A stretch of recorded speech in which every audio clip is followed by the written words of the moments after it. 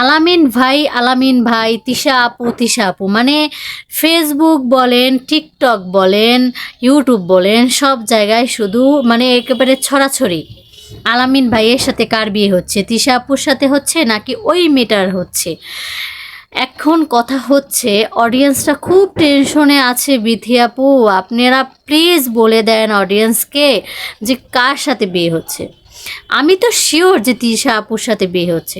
মানে আলামিন ভাইয়ের বিয়ে নিয়ে এমন একটা গোলক ধাঁধা তৈরি করতেছে তো বিথি আপু, যে একেবারে কি বলবো, একেবারে বাংলাদেশে একেবারে সবার মনে মনে থাকবে আলামিন ভাইয়ের বিয়েটা।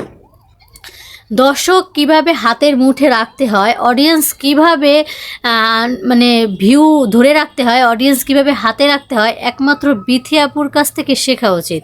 মানে তার কাছ থেকে অনেক কিছু শেখার আছে আমাদের।